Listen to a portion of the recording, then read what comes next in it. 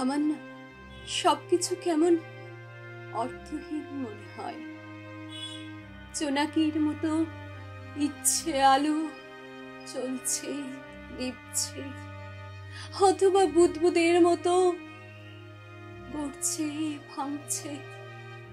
যে বুদবুদের গায়ে সূর্যের আলো পড়লে কত রং খেলা করে, আমার কোন রং?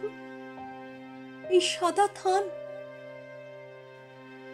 চারিদিকে সাদা অন্ধকার। আমি উত্তরা, বিরাট রাজকন্যা।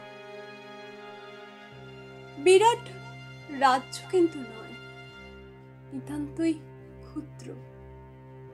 পিতা, আপনারা বনপর্বের শেষে অজ্ঞাতবাস পর্বে যখন এলেন আমাদের গৃহে, আপনি তখন বৃহন্নলা। তখন কি জানতাম আপনি বীর শ্রেষ্ঠ তৃতীয় পাণ্ডব? যখন জানলাম, তখন আমার পিতা আপনাকে প্রস্তাব দিলেন আমাকে বিবাহ করার জন্য। আপনি বয়সের কারণ দেখিয়ে আপনার পুত্রের সঙ্গে আমার বিবাহ দিলেন। আমার সেদিন মনে হলো কোথায় যেন তার ছেড়ে গেল। আমার স্রষ্টামাতা আপনার স্ত্রী সুভদ্রা দেবী, তিনি শ্রীকৃষ্ণের ভগিনী, যার মুখে বিবাহের দিন দেখেছিলাম এক তির্যক বিষণ্ণ রেখা। আমার স্বামী মাতৃগর্ভে বসে মাতুলের মুখে শুনেছিলেন চক্রব্যূহে প্রবেশ বিজ্ঞান। বহির্গমনের অভিজ্ঞান শোনা হয়নি, কারণ দেবী সুভদ্রা ঘুমিয়ে পড়েছিলেন। অতটুকু বালকের বিবাহ হলো, আমি হলাম অন্তঃসত্ত্বা।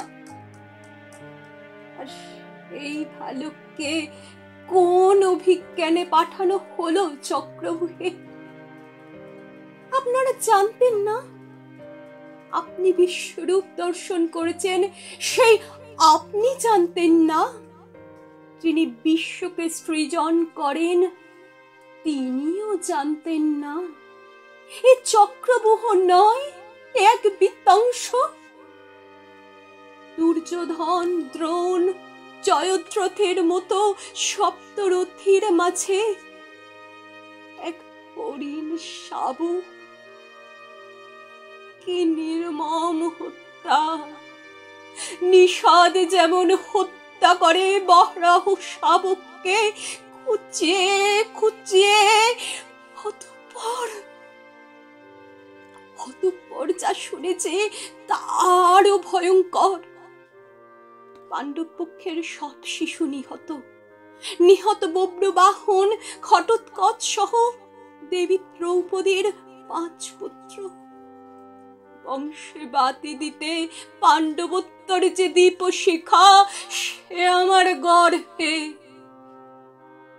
শ্রীকৃষ্ণের অভিলাষ, আমার গর্ভস্থ সন্তান হস্তিনাপুরের ভবিষ্যৎ রাজা। আমার হয়ে ভগবান শ্রীকৃষ্ণকে একটি প্রশ্ন করবেন পিতা?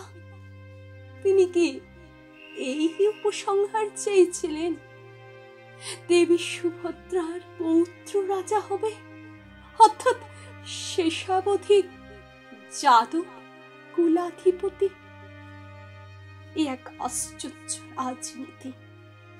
যিনি পঞ্চপাণ্ডবকে এতবার রক্ষা করেন, অথচ রক্ষা করলেন না নিজ ভাগিনীকে।